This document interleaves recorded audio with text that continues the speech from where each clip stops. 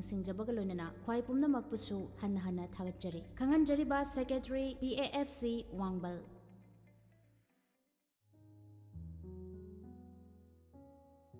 ꯀꯔꯤꯒꯨꯝꯕ ꯑꯗꯣꯝ ꯌꯨꯝꯗ ꯂꯩꯕ ꯑꯅꯥꯕꯁꯤꯡꯒꯤ ꯍꯤꯗꯥꯛ ꯀꯥꯞꯄ, ꯗ꯭ꯔꯦꯁꯤꯡ ꯇꯧꯕ, ꯕ꯭ꯂꯗ ꯁꯦꯝꯄꯜ ꯂꯧꯕ, ꯔꯥꯏꯁ ꯇ꯭ꯌꯨꯕ ꯍꯥꯞꯄ, ꯀꯦꯊꯦꯇꯔꯥꯏꯖꯦꯁꯟ ꯍꯥꯞꯄ, ꯑꯦꯅꯤꯃꯥ ꯇꯧꯕꯤꯅꯕ ꯑꯦꯛꯁꯄꯤꯔꯤꯌꯦꯟꯁ ꯂꯩꯔꯕ ꯅꯔꯁ ꯑꯃꯗꯤ ꯗꯣꯛꯇꯔ ꯊꯤꯕꯗ ꯑꯋꯥꯕ ꯊꯦꯡꯅꯕꯤꯔꯕꯗꯤ ꯋꯥꯕꯤꯔꯒꯅꯨ ꯃꯦꯗꯂꯦꯟ ꯍꯣꯝ ꯅꯔꯁꯤꯡ ꯀꯦꯌꯔ ꯁꯔꯚꯤꯁ ꯃꯅꯤꯄꯨꯔꯅ ꯄꯨꯡ 24 ꯆꯨꯞꯅ ꯑꯗꯣꯝꯒꯤ ꯌꯨꯝꯗ ꯂꯥꯛꯇꯨꯅ ꯍꯤꯗꯥꯛ ꯀꯥꯞꯄ, ꯏꯟꯖꯦꯛꯁꯟ ꯄꯤꯕ, ꯗ꯭ꯔꯦꯁꯤꯡ ꯇꯧꯕ, ꯐꯤꯗꯤꯡ ꯇ꯭ꯌꯨꯕ ꯍꯥꯞꯄ, ꯀꯦꯊꯦꯇꯔ ꯍꯥꯞꯄ ꯑꯃꯗꯤ ꯃꯈꯜ ꯀꯌꯥꯒꯤ ꯑꯅꯥꯕꯁꯤꯡ ꯑꯦꯛꯁꯄꯤꯔꯤꯌꯦꯟꯁ ꯂꯩꯔꯕ ꯗꯣꯛꯇꯔ ꯑꯃꯗꯤ ꯅꯔꯁꯁꯤꯡ ꯂꯥꯛꯇꯨꯅ ꯃꯇꯦꯡ ꯄꯥꯡꯖꯔꯤ ꯑꯀꯨꯞꯄ ꯃꯔꯣꯜꯒꯤꯗꯃꯛ ꯃꯦꯗꯂꯦꯟꯒꯤ ꯍꯦꯜꯞꯂꯥꯏꯟ ꯅꯝꯕꯔ 9205987988 ꯑꯃꯨꯛꯀꯁꯨ 9205987988 ꯇ ꯀꯣꯜ ꯇꯧꯗꯨꯅ ꯇꯥꯟꯅꯕꯤꯌꯨ ꯅꯠꯇ꯭ꯔꯒ Google Play Store ꯗꯒꯤ ꯃꯦꯗꯂꯦꯟ ꯑꯦꯞ ꯗꯥꯎꯟꯂꯣꯗ ꯇꯧꯕꯤꯗꯨꯅ ꯕꯨꯀꯤꯡ ꯇꯧꯕꯤꯌꯨ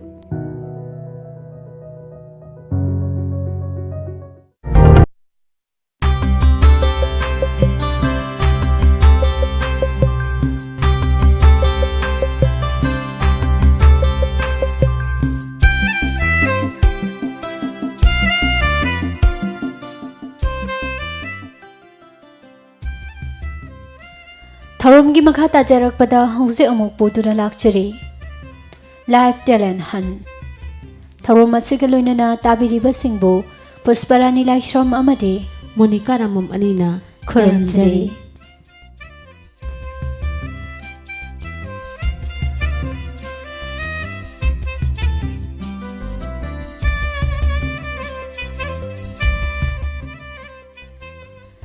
ꯉꯁꯤꯒꯤ ꯇꯦꯂꯦꯟ ꯍꯟ ꯊꯧꯔꯝ ꯑꯁꯤꯗ ꯁꯤꯖꯤꯟꯅꯖꯔꯤꯕ ꯑꯩꯈꯣꯏꯒꯤ ꯃꯣꯕꯥꯏꯜ ꯅꯝꯕꯔ 7630944377 ꯅꯝꯕꯔ ꯑꯃꯨꯛꯇꯪꯒ ꯍꯟꯅ ꯅꯤꯡꯁꯤꯡꯖꯒꯦ 7630944377 ꯅꯝꯕꯔ ꯑꯁꯤꯗ ꯀꯣꯜ ꯇꯧꯕꯤꯔꯛꯇꯨꯅ ꯉꯁꯤꯒꯤ ꯇꯦꯂꯦꯟ ꯍꯟꯒꯤ ꯊꯧꯔꯝꯗ ꯗꯥꯏꯂꯣꯛ ꯃꯤꯃꯤꯀ꯭ꯔꯤ ꯃꯣꯅꯣꯂꯣꯛꯅꯆꯤꯡꯕ ꯏꯁꯥꯒꯤ ꯍꯩꯖꯕ ꯇꯦꯂꯦꯟꯁꯤꯡ ꯎꯠꯊꯣꯛꯄꯤꯅꯅꯕ ꯇꯥꯟꯖꯥ ꯑꯗꯨ ꯄꯤꯖꯔꯤ ꯂꯣꯏꯅꯅ ꯉꯁꯤꯒꯤ ꯂꯥꯏꯚ ꯇꯦꯂꯦꯟ ꯍꯟꯒꯤ ꯊꯧꯔꯝꯗꯗꯤ ꯏꯁꯩ ꯁꯛꯄꯒꯤ ꯈꯨꯗꯣꯡꯆꯥꯕ ꯑꯁꯤ ꯂꯩꯖꯔꯣꯏ ꯍꯥꯏꯗꯅ ꯊꯧꯔꯝ ꯍꯧꯗ꯭ꯔꯤꯉꯩ ꯃꯥꯡꯑꯣꯏꯅꯅ ꯃꯌꯥꯝꯗ ꯈꯪꯍꯟꯖꯔꯤ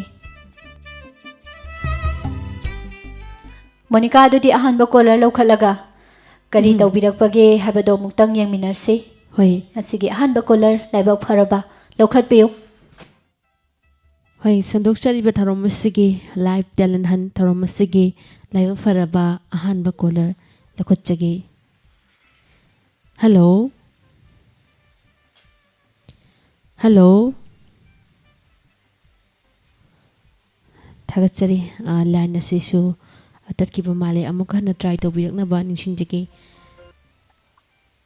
ꯍꯜꯂꯣ ꯍꯜꯂꯣ ꯂꯥꯏꯕꯛ ꯊꯤꯕꯅꯤ ꯆꯦ ꯄꯨꯁꯄꯥ ꯅꯦꯠꯋꯥꯛꯁꯦ ꯈꯤꯇꯪ ꯅꯨꯡꯉꯥꯏꯇꯕꯁꯨ ꯃꯥꯜꯂꯦ ꯑꯗꯣ ꯑꯃꯠꯇꯒ ꯂꯧꯈꯠꯆꯒꯦ ꯍꯜꯂꯣ ꯍꯜꯂꯣ ꯇꯥꯖꯔꯦ ꯑꯍꯥꯟꯕꯗ ꯏꯁꯥꯒꯤ ꯃꯤꯡ ꯂꯩꯐꯝ ꯍꯥꯏꯕꯤꯌꯨ ꯃꯦꯗꯥꯝ ꯑꯩ ꯊꯧꯕꯥꯜ ꯅꯤꯉꯣꯝꯕꯝꯗꯒꯤ ꯂꯨꯈꯣꯏꯅꯤ ꯃꯦꯗꯥꯝ ꯉꯁꯤꯒꯤ ꯂꯥꯏꯚ ꯇꯦꯂꯦꯟ ꯍꯟꯇ ꯀꯔꯝꯕ ꯇꯦꯂꯦꯟ ꯅꯥꯊꯣꯛꯄꯤꯒꯗꯧꯔꯤ ꯑꯩꯈꯣꯏꯒꯤ ꯄꯨꯌꯥꯗꯒꯤ ꯀꯩꯔꯣꯏ ꯇꯧꯕ ꯃꯇꯦꯡ ꯑꯃꯇ ꯄꯥꯊꯣꯛꯆꯒꯦ ꯃꯦꯗꯥꯝ ꯑꯗꯨꯗꯤ ꯍꯧꯕꯤꯔꯣ ꯃꯌꯥꯝ ꯄꯨꯟꯅ ꯇꯥꯃꯤꯟꯅꯁꯤ ꯍꯣꯏ ꯃꯦꯗꯥꯝ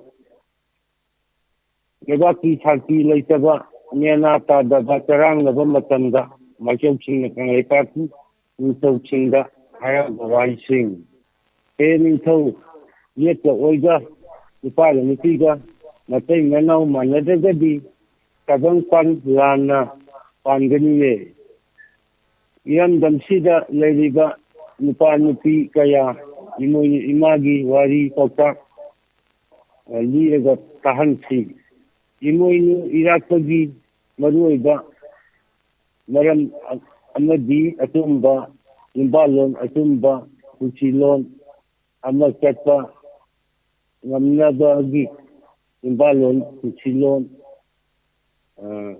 ꯀꯥꯏꯗꯕ ꯆꯠꯄ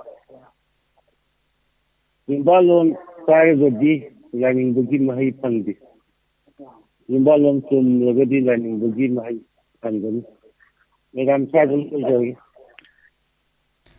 ꯊꯥꯒꯠꯆꯔꯤ ꯏꯁꯥꯒꯤ ꯍꯩꯖꯕ ꯋꯥꯈꯜꯂꯣꯟ ꯇꯦꯂꯦꯟ ꯍꯟꯀꯤ ꯊꯧꯔꯝꯗ ꯁꯔꯨꯛ ꯌꯥꯕꯤꯔꯛꯇꯨꯅ ꯁꯤꯌꯔ ꯇꯧꯕꯤꯔꯝꯕ ꯃꯊꯪꯒꯤ ꯀꯣꯂꯔꯗꯒꯤ ꯑꯃꯨꯛ ꯇꯦꯂꯦꯟ ꯇꯥꯃꯤꯟꯅꯁꯤ ꯈꯨꯗꯣꯡꯆꯥꯕ ꯄꯤꯖꯔꯤ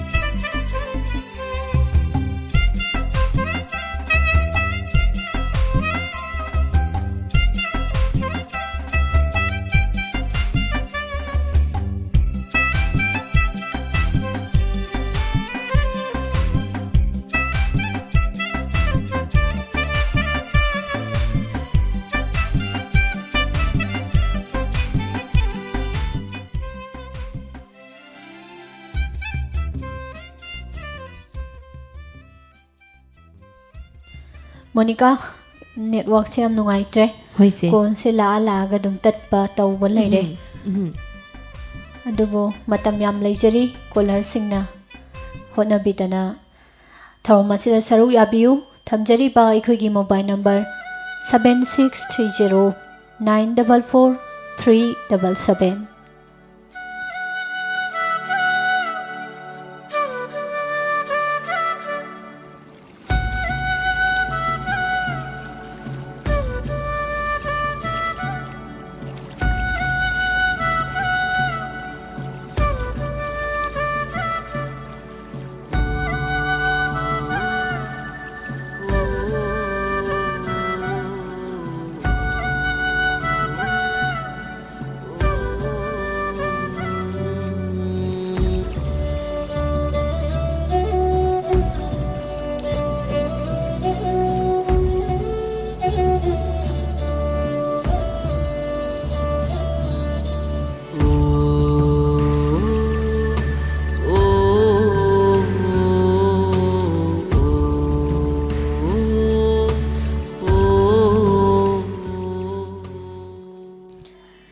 ꯒꯦꯞꯁꯦ ꯌꯥꯝ ꯂꯩꯔꯨꯔꯕ ꯃꯇꯨꯡꯗ ꯀꯣꯂꯔ ꯑꯃꯈꯛ ꯂꯧꯈꯠꯆꯒꯦ ꯍꯜꯂꯣ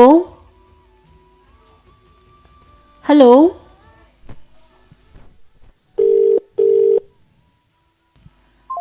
ꯅꯦꯠꯋꯥꯔꯛ ꯅꯨꯡꯉꯥꯏꯇ꯭ꯔꯤꯉꯩ ꯃꯔꯛꯁꯤꯗ ꯑꯃꯨꯛ ꯀ꯭ꯔꯣꯁꯤꯡ ꯆꯠꯄ ꯍꯥꯏꯇꯥꯔꯦꯀꯣ ꯐꯣꯟꯁꯦ ꯑꯣꯈꯠꯆꯔꯕꯅꯤ ꯑꯗꯨꯕꯨ ꯐꯥꯎꯅꯕ ꯉꯝꯖꯗ꯭ꯔꯦ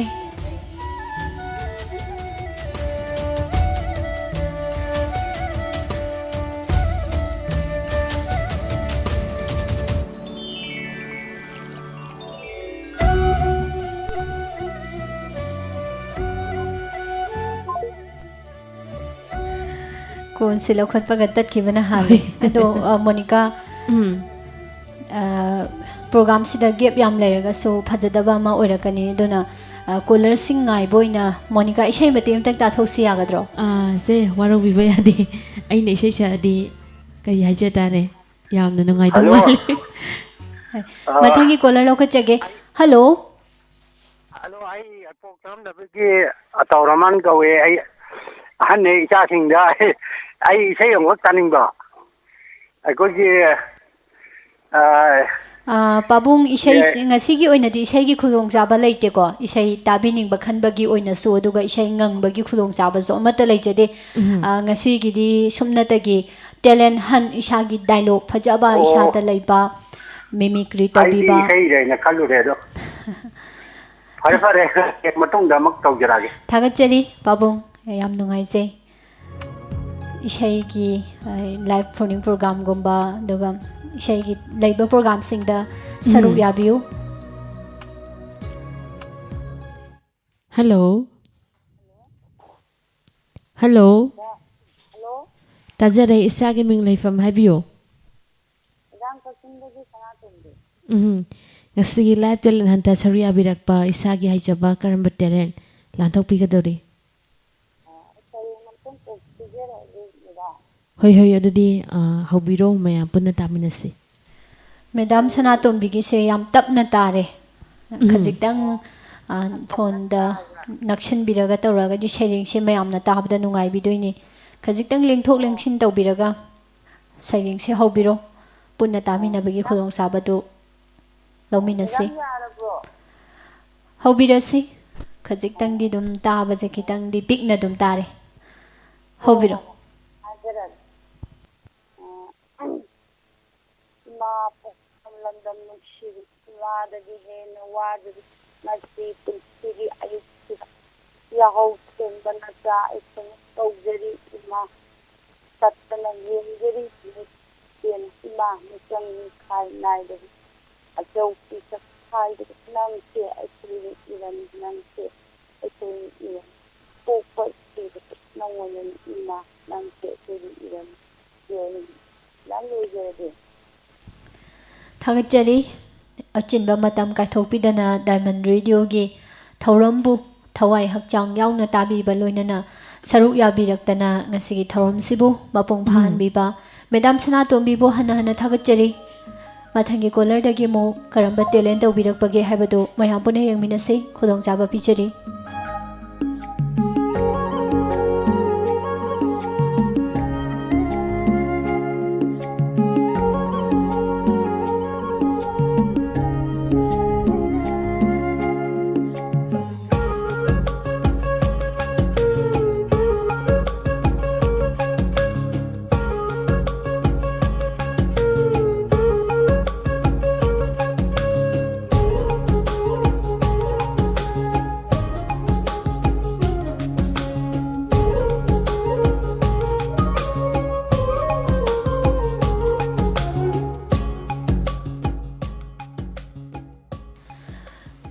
caller ngaina Monica dialogue mate madum toksin basu mayamna dum nungaibu oigadrana khalli adu dialogue mate amtang sagat piudana ngasigi matam sukhara dum haujin khrabanina hoina last da anchor oiriba singi maikai dagi isai khangde duga dialogue khangde mate tambadu su caller se ayamba ngasidi line se phauna bangamdramina makha tarakpada angangi thorom su leibanina ko matam se hindabada nungaroi do bolai aduna call se laktabadi nate boko la ga call se am tatpa khoina okhatjabaga hello haiba nangdringai da tatkhiba aduga hello hairaga pau phauna bangam da yam yaure ngasi se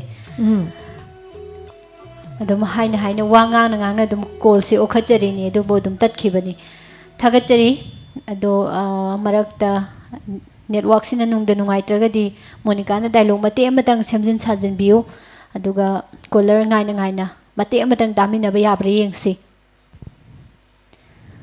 hello tabibra hello tajare ming leifam haibiu iram sifai malem nganbi iram sifai dagi malem nganbi ngasi sumu thengnare ko yam nungai ado malem nganbi karino mayam da tahan duise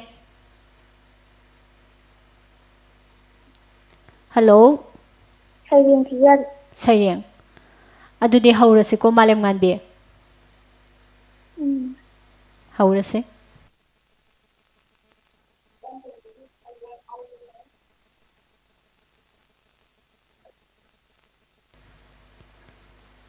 hello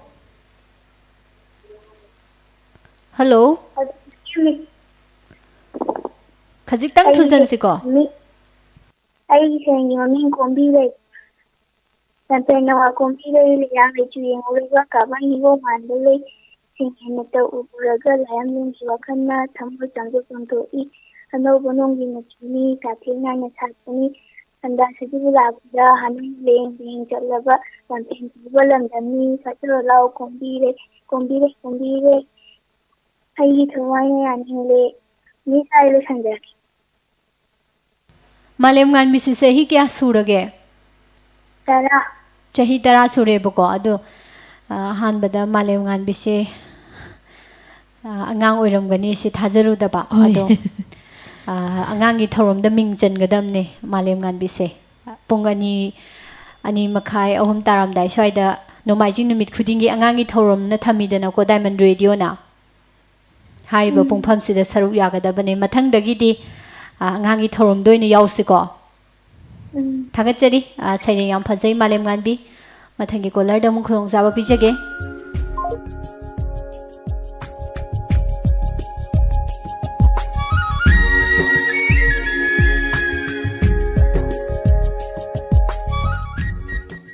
hello hello ꯇꯥꯖꯔꯦ ꯏꯁꯥꯒꯤ ꯃꯤꯡ ꯂꯩꯐꯝ ꯈꯪꯖꯒꯦ ꯀꯅꯥ ꯑꯣꯏꯕꯤꯔꯕꯅꯣ ꯌꯦꯡꯉꯣꯟꯗꯒꯤ ꯈꯦꯃ ꯉꯁꯤꯒꯤ ꯊꯧꯔꯝꯗ ꯁꯔꯨꯛ ꯌꯥꯕꯤꯔꯛꯄ ꯏꯁꯥꯒꯤ ꯍꯩꯖꯕ ꯀꯔꯝꯕ ꯇꯦꯂꯦꯟ ꯄꯨꯗꯨꯅ ꯂꯥꯛꯄꯤꯔꯤ ꯑꯣ ꯊꯣꯏꯅ ꯍꯩꯖꯅꯕꯗꯤ ꯂꯩꯇꯦꯕꯀꯣ ꯗꯥꯏꯃꯟꯒꯤ ꯂꯥꯛꯏꯕ ꯄꯨꯝꯅꯃꯛꯁꯤ ꯂꯣꯏꯅ ꯐꯖꯩ ꯑꯗꯨ ꯍꯥꯏꯖꯒꯦ ꯇꯧꯕꯅꯤꯗ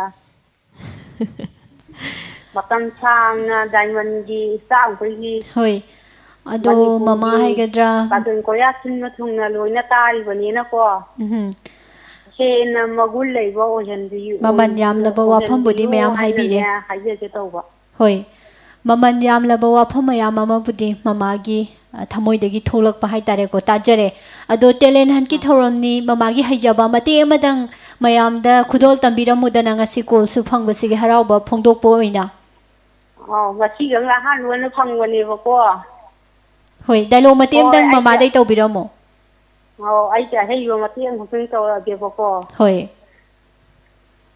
ꯍꯦ ꯈꯣꯡꯖꯣꯝ ꯂꯥꯏꯔꯦꯝꯕꯤ ꯏꯃꯥ ꯏꯕꯦꯝꯃꯒꯤ ꯅꯁꯥꯏꯕꯣꯟꯗ ꯂꯩꯔꯤꯕ ꯗꯥꯏꯃꯟ ꯔꯦꯗꯤꯑꯣ ꯆꯦꯅꯦꯜ ꯑꯁꯤꯕꯨ ꯃꯄꯨꯡ ꯐꯥꯕ ꯇꯣꯡꯊꯤꯟ ꯅꯥꯏꯕ ꯃꯅꯤꯄꯨꯔꯒꯤ ꯔꯦꯗꯤꯑꯣ ꯁꯦꯟꯇꯔ ꯑꯃ ꯑꯣꯏꯍꯟꯕꯤꯅꯕ ꯍꯥꯏꯗꯨꯅ ꯈꯨꯔꯨꯝꯖꯔꯤ ꯂꯣꯏꯖꯔꯒꯦ ꯊꯥꯒꯠꯆꯔꯤ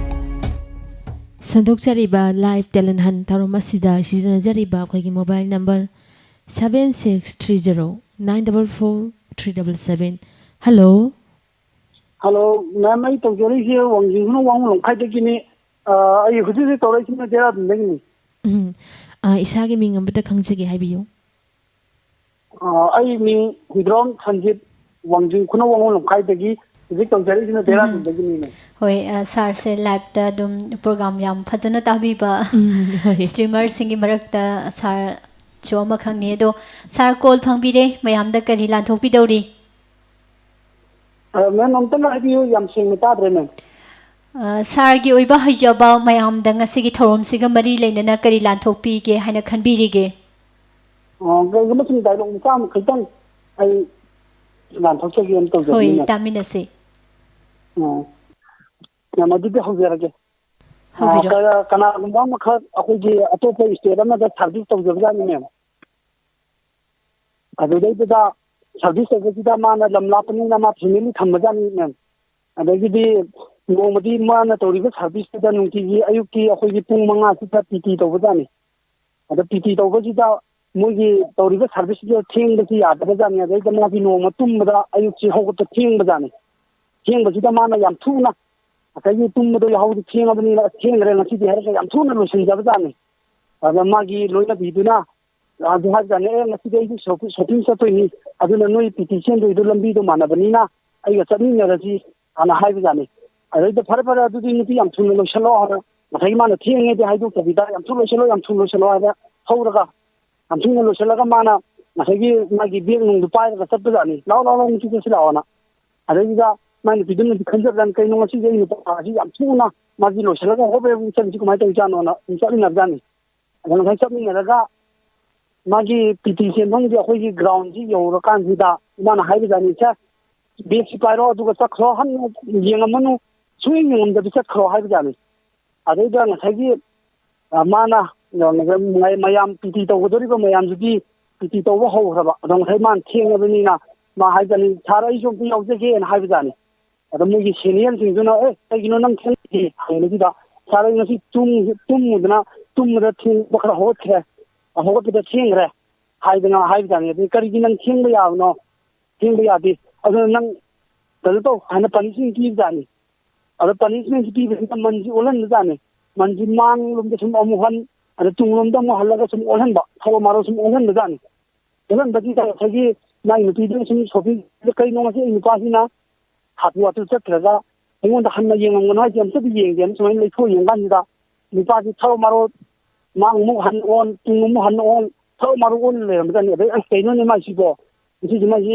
ꯁꯥꯒꯩꯒ ꯑꯗꯨ ꯆꯥꯔꯕ ꯖꯥꯠꯂꯅꯦ ꯈꯟꯖꯕꯖꯥꯠꯅꯤ ꯑꯗꯩꯗꯤ ꯃꯥꯅ ꯁꯣꯄꯤꯡꯁꯤ ꯌꯥꯝ ꯊꯨꯅ ꯇꯧꯔꯒ ꯍꯜꯂꯒ ꯑꯩ ꯅꯨꯄꯥꯁꯤ ꯉꯁꯤ ꯁꯥꯎꯕ ꯌꯥꯏꯀꯣꯅ ꯕ꯭ꯔꯦꯛꯐꯥꯁꯠꯀꯤ ꯂꯣꯏꯅ ꯔꯦꯗꯤꯗ ꯊꯝꯃꯒ ꯂꯩꯕꯖꯥꯠꯅꯤ ꯑꯗ ꯃꯥꯏ ꯅꯨꯄꯥꯗꯣ ꯉꯁꯥꯏꯒꯤ ꯊꯔꯣ ꯃꯥꯔꯣ ꯑꯣꯜꯂꯃꯤꯅ ꯎꯐꯨꯟ ꯋꯥꯐꯨꯟ ꯇꯩꯔꯒ ꯂꯥꯛꯄꯖꯥꯠꯅꯤ ꯀ꯭ꯋꯥꯇꯔꯁꯤꯗ ꯑꯗꯩꯗꯤ ꯍꯥꯏꯌꯦ ꯉꯁꯥꯏꯒꯤ ꯃꯥꯏ ꯅꯨꯄꯥꯁꯤꯅ ꯈꯣꯡ ꯈꯨꯠ ꯍꯟꯗꯣꯛꯑꯒ ꯏꯔꯨꯖ ꯃꯥꯏꯖꯗꯔꯒ ꯕ꯭ꯔꯦꯛꯐꯥꯁꯠ ꯆꯥꯀꯥꯟꯗ ꯍꯪꯕꯖꯥꯠꯅꯤ ꯃꯥꯅ ꯀꯩꯅꯣ ꯅꯨꯄꯥ ꯅꯪ ꯉꯁꯥꯏ ꯌꯥꯝ ꯊꯨꯅ ꯂꯣꯏꯁꯤꯜꯂꯒ ꯑꯩꯉꯣꯟꯗ ꯅꯪꯅ ꯍꯟꯅ ꯌꯦꯡꯉꯝꯒꯅꯨ ꯑꯗꯨꯝ ꯆꯠꯈꯣꯅ ꯑꯩꯉꯣꯟꯗ ꯍꯥꯏꯔꯛꯏꯗோ ꯑꯗꯣ ꯑꯩꯅ ꯉꯁꯥꯏꯒꯤ ꯑꯩꯅ ꯑꯝꯇ ꯌꯦꯡꯒꯦꯅ ꯁꯨꯃꯥꯏꯅ ꯍꯟꯅ ꯑꯣꯟꯊꯣꯔꯛꯄ ꯀꯥꯟꯗꯗꯤ ꯅꯪꯗꯤ ꯃꯥꯡ ꯑꯃꯨꯛ ꯍꯜꯂꯦ ꯑꯣꯟ ꯑꯗꯩ ꯇꯨꯡꯗ ꯑꯃꯨꯛ ꯑꯣꯟ ꯊꯔꯣ ꯃꯥꯔꯣ ꯑꯣꯟꯗꯅ ꯇꯧꯔꯤꯗꯣ ꯀꯔꯤꯒꯤꯅꯣ ꯍꯪꯉꯤ ꯑꯗꯨꯗ ꯉꯁꯥꯏꯒꯤ ꯃꯥꯏ ꯅꯨꯄꯥꯗꯨꯅ ꯏꯀꯥꯏꯈꯤꯗꯅ ꯃꯉꯣꯟꯗ ꯍꯥꯏꯕꯗꯤ ꯏꯀꯥꯏꯈꯤꯗꯅ ꯅꯨꯄꯤ ꯅꯪ ꯈꯣꯡꯄꯣꯠꯇꯣ ꯂꯥꯞꯅ ꯇꯨꯃꯤꯟ ꯂꯩꯌꯨ ꯉꯁꯤꯅ ꯑꯩ ꯇꯔꯟꯅꯤ ꯍꯌꯦꯡꯅ ꯃꯥꯏ ꯇꯔꯟꯅꯤ ꯍꯥꯏꯔꯤ ꯃꯦꯝ ꯂꯣꯏꯖꯔꯦ ꯃꯦꯝ ꯁꯥꯔꯒꯤ ꯋꯥꯔꯤꯁꯦ ꯑꯁꯦꯡꯕꯒꯤ ꯊꯣꯛꯈꯤꯕ ꯌꯥꯝ ꯃꯥꯜꯂꯦ ꯑꯗꯣ ꯁꯥꯔꯅ ꯋꯥꯔꯤꯁꯦ ꯀꯗꯥꯏꯗꯒꯤ ꯈꯣꯝꯖꯤꯟꯕꯤꯕꯅꯣ ꯏꯁꯥꯗ ꯊꯣꯛꯈꯤꯕ꯭ꯔꯥ ꯅꯠꯇ꯭ꯔꯒꯅ ꯈꯪꯅ ꯆꯥꯟꯅꯕ ꯃꯔꯨꯞ ꯃꯄꯥꯡꯁꯤꯡꯗ ꯊꯣꯛꯈꯤꯕ꯭ꯔꯥ ꯍꯥꯏꯐꯦꯠꯇ ꯈꯪꯖꯍꯧꯒꯦ ꯁꯥꯔꯗꯒꯤ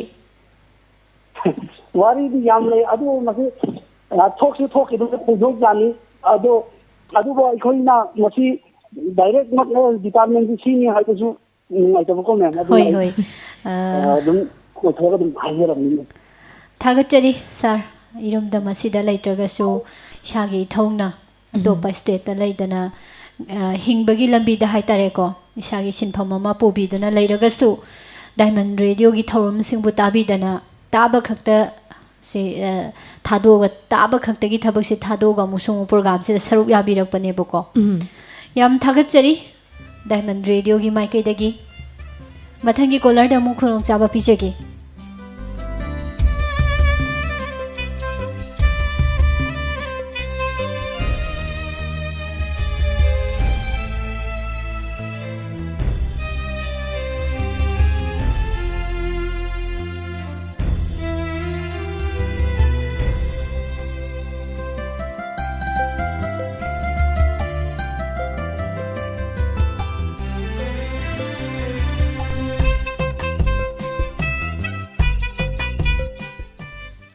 Hello. Tajare isagi ming leifam haibiyo. ꯇꯔꯥꯝ ꯅꯣꯛꯆꯔꯤ Ngasigi. ꯃꯦꯗꯥꯝꯒꯤꯁꯦ ꯉꯁꯤꯗꯤ ꯁꯥꯎꯟꯁꯦ ꯌꯥꯝ ꯇꯞꯄꯦ ꯀꯃꯥꯏꯅ ꯇꯧꯔꯤꯖꯥꯠꯅꯣ ꯅꯍꯥꯟ ꯃꯈꯣꯏꯒ ꯃꯥꯟꯅꯗꯦ ꯉꯁꯤꯗꯤ ꯌꯥꯝ ꯈꯔ ꯇꯞꯄꯦ ꯍꯣꯏ ꯈꯔꯗꯤ ꯌꯥꯔꯦ ꯍꯣꯏ ꯀꯔꯤ ꯇꯧꯕꯤꯒꯅꯤ ꯉꯁꯤꯒꯤ ꯇꯦꯂꯦꯟ ꯍꯟꯇ ꯅꯣꯡꯃꯥꯏꯖꯤꯡ ꯅꯨꯃꯤꯠꯀꯤꯗꯤ ꯏꯁꯩ ꯁꯛꯄꯒꯤ ꯍꯣꯏ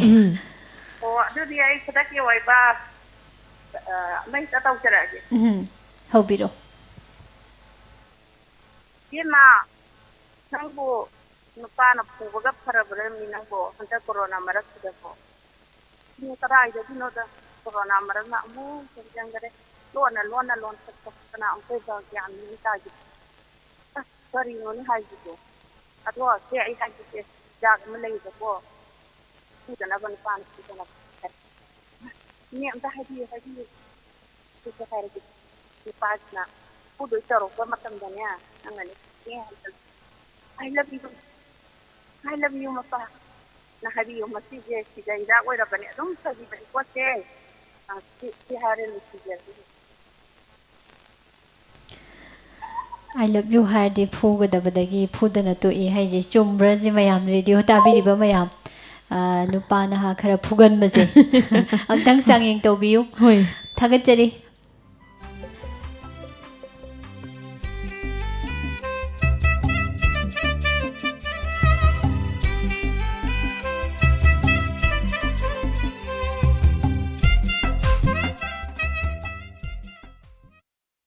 Hello.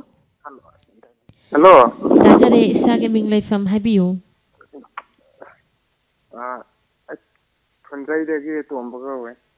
Ngasigi live talent hanta karamba talent puduna lakpidi. ꯁꯩꯔꯦꯡ ꯑꯣꯏ ꯀꯔꯤ ꯑꯣꯏ ꯇꯧꯕ ꯑꯃ ꯊꯤꯖꯒꯦ.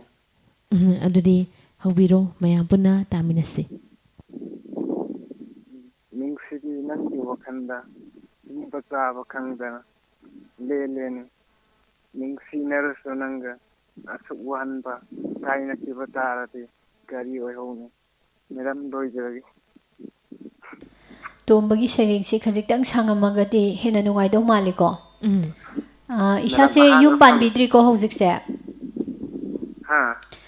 ꯇꯣꯝꯕꯁꯦ ꯌꯨꯝ ꯄꯥꯟꯕꯤꯗ꯭ꯔꯤꯕ꯭ꯔꯣ? ꯄꯥꯟꯗ꯭ꯔꯤ. ꯑꯗꯨꯗꯤ ꯁꯩꯔꯦꯡꯁꯤꯒ ꯌꯨꯝ ꯄꯥꯟꯗ꯭ꯔꯤꯕ ꯑꯩꯈꯣꯏꯒꯤ ꯄꯥꯈꯪ ꯃꯆꯥ ꯑꯃꯒ ꯌꯥꯝ ꯆꯥꯟꯅꯕ ꯍꯥꯏꯇꯥꯔꯦ. ꯑꯗꯣ ꯈꯖꯤꯛꯇꯪ ꯁꯥꯡꯅ ꯊꯤꯕꯤꯔꯝꯃꯒꯗꯤ ꯍꯦꯟꯅ ꯅꯨꯡꯉꯥꯏꯕ ꯑꯃꯗꯤ ꯑꯣꯏꯅꯤꯅ ꯈꯟꯖꯕꯀꯣ. ꯊꯥꯒꯠꯆꯔꯤ ꯇꯣꯝꯕ. ꯃꯇꯝ ꯀꯥꯏꯊꯣꯛꯄꯤꯗꯅ ꯃꯇꯦꯛ ꯈꯖꯤꯛꯇꯪ ꯑꯣꯏꯔꯒꯁꯨ ꯃꯌꯥꯝꯗ ꯍꯩꯖꯕ ꯃꯇꯦꯛ ꯑꯃꯇꯪ ꯂꯥꯟꯊꯣꯛꯄꯤꯔꯝꯕ.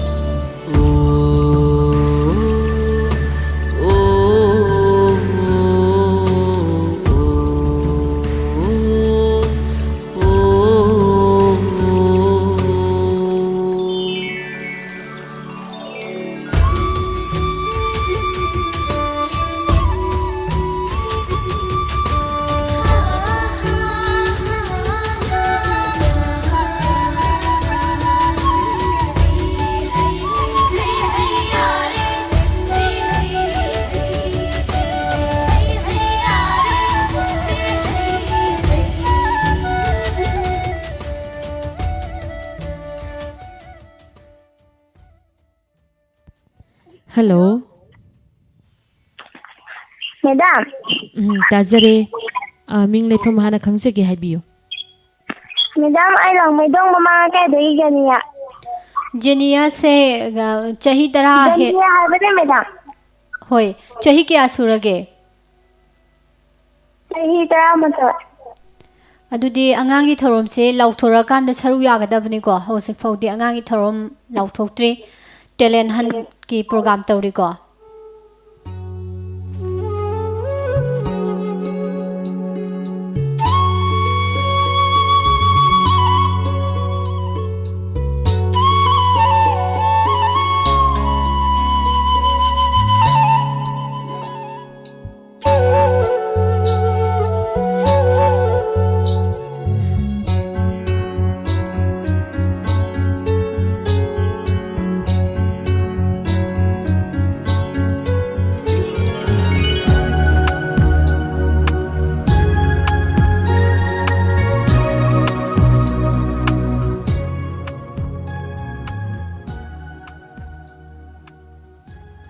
Hello. Hello. Minglefam amukta ahanbada haibiyo. Bishnupurdagi Premila ne madam. Taram noksari Madam Premila. Ishagi haijaba kari uthopigadawri. Ishagi haijaba saireng amatang lanthoktage tawne madam. Hoi. Taminasi haubiro.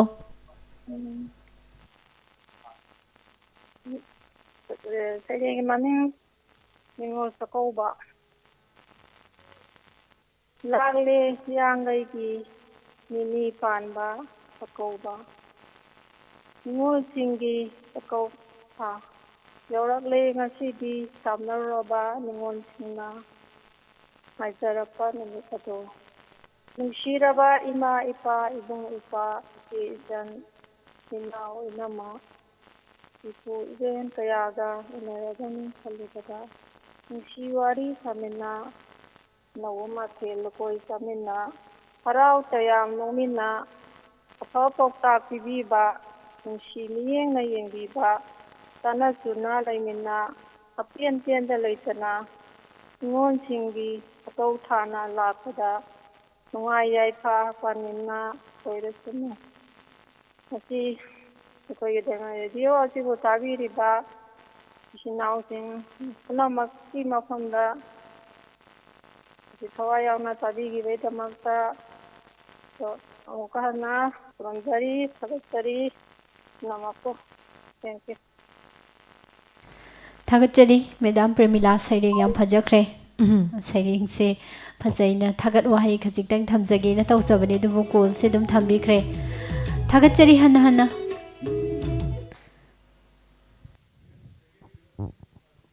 Hello. Hello.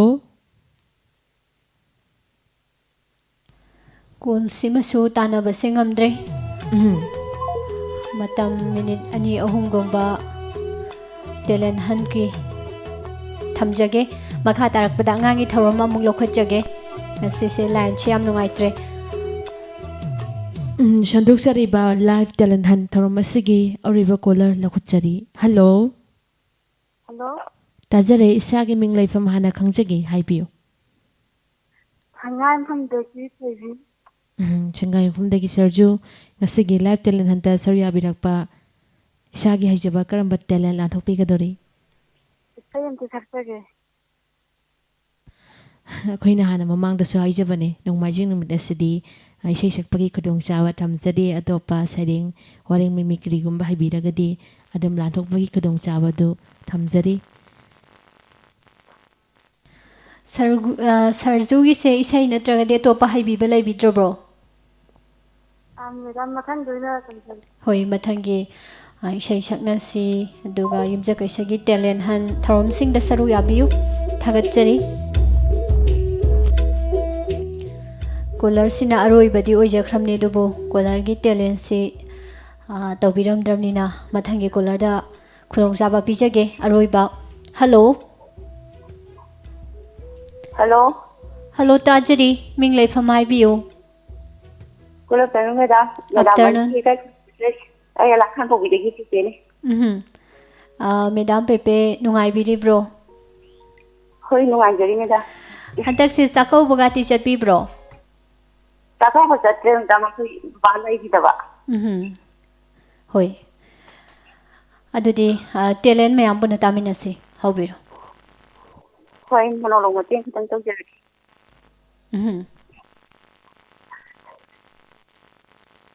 ꯑꯩꯈꯣꯏꯒꯤ ꯃꯑꯣꯡ ꯃꯇꯧꯁꯦ ꯁꯤꯒꯤ ꯀꯌꯥꯗꯣ ꯃꯝꯂꯛ ꯄꯨꯈ꯭ꯔꯤ ꯃꯄꯥꯟꯗ ꯍꯧꯕ ꯄꯨꯈ꯭ꯔꯤ ꯃꯁꯤꯗꯤ ꯑꯩꯈꯣꯏꯅ ꯇꯣꯡꯗꯨꯅ ꯁꯥꯟꯅꯔꯝꯕ ꯃꯁꯥ ꯃꯔꯤ ꯀꯌꯥꯁꯤ ꯑꯃꯠꯇ ꯌꯥꯎꯔꯝꯗ꯭ꯔꯦ ꯀꯌꯥꯗ ꯅꯨꯡꯁꯤꯈ꯭ꯔꯕ ꯂꯥꯏꯑꯣꯏꯔꯕ ꯄꯨꯈ꯭ꯔꯤ ꯄꯥꯟꯕꯤꯁꯤ ꯎꯕꯗ ꯃꯁꯤꯗꯤ ꯄꯨꯛꯅꯤꯡꯁꯦ ꯂꯩꯇꯥꯐꯝ ꯈꯪꯗꯦ ꯈꯣꯡꯁꯦ ꯏꯆꯦ ꯑꯩꯈꯣꯏ ꯏꯆꯦꯗꯨꯕꯨ ꯀꯔꯣꯝ ꯆꯠꯈ꯭ꯔꯖꯥꯠꯅꯣ ꯏꯆꯦ ꯍꯣꯏ ꯏꯆꯦ ꯏꯕꯨꯡꯉꯣ ꯏꯆꯦ ꯁꯤꯗ ꯂꯩꯌꯦ ꯏꯆꯦ ꯑꯩꯅꯗꯤ ꯀꯣꯏꯊꯤ ꯊꯤ ꯀꯗꯥꯏ ꯂꯩꯔꯤꯅꯣ ꯀꯩꯗꯧꯔꯤꯅꯣ ꯄꯨꯈ꯭ꯔꯤ ꯃꯄꯥꯟꯁꯤꯗ ꯏꯪꯈꯣꯜꯁꯤꯗ ꯀꯩꯗꯧꯔꯤꯅꯣ ꯏꯕꯨꯡꯉꯣ ꯃꯃꯥ ꯏꯪꯈꯣꯜꯁꯤꯒꯤ ꯃꯑꯣꯡ ꯃꯇꯧꯁꯤ ꯎꯕꯗ ꯏꯆꯦꯁꯦ ꯏꯆꯦ ꯏꯄꯥꯅ ꯏꯪꯈꯣꯜꯁꯤꯗ ꯆꯦꯟꯗꯨꯅ ꯁꯥꯟꯅꯈꯤꯕꯗꯣ ꯉꯥꯛꯇ ꯑꯣꯏꯔꯕꯣꯏ ꯏꯆꯦꯒꯤ ꯄꯨꯛꯅꯤꯡꯁꯤꯗ ꯕꯕꯥꯁꯨ ꯅꯨꯡꯁꯤꯖꯔꯤ ꯁꯤꯅꯤꯡꯉꯥꯏ ꯂꯩꯇꯅ ꯅꯨꯡꯁꯤꯕ ꯐꯥꯎꯏ ꯏꯆꯦ ꯉꯁꯤꯗꯤ ꯋꯥꯈꯜꯁꯤ ꯄꯨꯕ ꯊꯥꯡꯕ ꯉꯝꯗꯅ ꯑꯁꯨꯛꯀꯤ ꯃꯇꯤꯛ ꯋꯥꯅ ꯏꯆꯦ ꯄꯨꯝꯅꯃꯛ ꯈꯜꯂꯨꯔꯃꯤꯁꯤ ꯍꯧꯈ꯭ꯔꯕꯗꯤ ꯍꯧꯈ꯭ꯔꯦꯗꯅ ꯀꯩꯗꯧꯔꯨꯗꯒꯦ ꯍꯧꯈ꯭ꯔꯕ ꯄꯨꯟꯁꯤ ꯋꯥꯔꯤ ꯀꯌꯥꯕꯨ ꯄꯨꯊꯣꯛꯇꯨꯅꯅꯤ ꯇꯧꯅ ꯏꯁꯥꯕꯨ ꯋꯥꯅꯕ ꯍꯦꯟꯅ ꯇꯧꯔꯝꯃꯤꯁꯦ ꯂꯥꯛꯑꯣ ꯆꯥꯛ ꯆꯥꯔꯨꯔꯁꯤ ꯆꯥꯔꯨꯔꯁꯤ ꯕꯕꯥꯗꯣ ꯀꯌꯥꯗ ꯅꯨꯡꯁꯤꯕ ꯉꯁꯤ baba ikut pun aku aduh dan dengan jadi baba tu amu aku nak uang hanggai aku listen jadi nada ꯊꯥꯒꯠꯆꯔꯤ ꯃꯦꯗꯥꯝ ꯄꯦꯄꯦ ꯉꯁꯤꯒꯤ ꯇꯦꯂꯦꯟ ꯍꯟꯁꯦ ꯑꯩꯈꯣꯏꯒꯤ ꯁꯩꯔꯦꯡ ꯑꯣꯏꯅ ꯑꯗꯨꯝ ꯑꯌꯥꯝꯕ ꯇꯧꯔꯒ ꯑꯗꯨꯝ ꯂꯣꯏꯁꯤꯟꯈꯤꯒꯗ꯭ꯔꯥꯅ ꯈꯟꯖꯔꯨꯕꯅꯤ ꯃꯣꯅꯤꯀꯥ ꯑꯗꯨꯕꯨ ꯑꯔꯣꯏꯕꯗ ꯃꯦꯗꯥꯝ ꯄꯦꯄꯦ ꯐꯥꯎꯖꯤꯜꯂꯛꯇꯅ ꯗꯥꯏꯂꯣꯛ ꯐꯖꯕ ꯅꯨꯡꯉꯥꯏꯕ ꯑꯃ ꯃꯌꯥꯝꯗ ꯑꯔꯣꯏꯕ ꯑꯣꯏꯅ ꯇꯥꯍꯟꯕꯤꯔꯝꯂꯦ ꯊꯥꯒꯠꯆꯔꯤ ꯍꯟꯅ ꯍꯟꯅ ꯍꯥꯏꯅꯤꯡꯉꯥꯏ ꯂꯩꯇꯅ ꯉꯁꯤꯒꯤꯗꯃꯛꯇꯗꯤ ꯃꯈꯥ ꯇꯥꯔꯛꯄ ꯇꯦꯂꯦꯟ ꯍꯟ ꯂꯥꯏꯚ ꯇꯦꯂꯦꯟ ꯍꯟꯒꯤ ꯊꯧꯔꯝꯁꯤꯗ ꯀꯣꯂꯔ ꯂꯧꯈꯠꯆꯗ꯭ꯔꯦ ꯑꯉꯥꯡꯒꯤ ꯊꯧꯔꯝ ꯄꯨꯡꯐꯝ ꯑꯁꯤꯗꯒꯤ ꯑꯃꯨꯛ ꯆꯠꯊꯕ ꯍꯧꯖꯔꯦ ꯂꯣꯏꯅ ꯂꯣꯏꯅꯅ ꯇꯦꯂꯦꯟ ꯍꯟ ꯂꯣꯏꯁꯤꯜꯂꯛꯄꯗ ꯑꯦꯡꯀꯔꯁꯤꯒꯤ ꯃꯥꯏꯀꯩꯗꯒꯤ ꯃꯌꯥꯝꯗ ꯍꯩꯖꯕ ꯑꯃꯃꯝ ꯑꯗꯨꯝ ꯈꯨꯗꯣꯜ ꯇꯝꯖꯕ ꯑꯗꯨꯁꯨ ꯉꯁꯤꯒꯤ ꯑꯣꯏꯅꯗꯤ ꯀꯣꯂꯔꯁꯤꯡꯒꯤꯁꯨ ꯑꯗꯨꯝ ꯅꯦꯠꯋꯥꯛ ꯅꯨꯡꯉꯥꯏꯇꯕꯅ ꯃꯔꯝ ꯑꯣꯏꯔꯒ ꯍꯣꯏ ꯄ꯭ꯔꯣꯒ꯭ꯔꯥꯝꯁꯤꯗ ꯍꯦꯟꯅ ꯐꯖꯅ ꯂꯥꯟꯊꯣꯛꯄꯗꯨ ꯑꯣꯏꯈꯤꯗ꯭ꯔꯕꯅꯤꯅ ꯃꯇꯝꯁꯨ ꯈꯔ ꯂꯧꯈ꯭ꯔꯦ ꯑꯗꯨꯅ ꯃꯈꯥ ꯇꯥꯔꯛꯄꯗ ꯑꯉꯥꯡ ꯊꯧꯔꯝꯁꯨ ꯂꯩꯖꯕꯅꯤꯅ ꯇꯦꯂꯦꯟ ꯍꯟꯒꯤ ꯊꯧꯔꯝꯁꯤꯗ ꯑꯦꯡꯀꯔꯁꯤꯡꯒꯤ ꯗꯥꯏꯂꯣꯛ ꯅꯠꯇ꯭ꯔꯒ ꯏꯁꯩ ꯑꯣꯏꯔꯒꯁꯨ ꯉꯁꯤꯒꯤ ꯑꯣꯏꯅꯗꯤ ꯇꯧꯖꯔꯔꯣꯏ ꯍꯥꯏꯗꯅ ꯃꯌꯥꯝꯗ ꯅꯣꯂꯨꯛꯆꯔꯤ 7630944377 ꯊꯧꯔꯝꯁꯤꯗ ꯑꯗꯣꯝꯒꯤ ꯏꯆꯥ ꯏꯁꯨꯁꯤꯡꯒꯤ ꯍꯩꯖꯕ ꯑꯉꯥꯡꯒꯤ ꯊꯧꯔꯝꯁꯤꯗ ꯁꯔꯨꯛ ꯌꯥꯍꯟꯕꯤꯌꯨ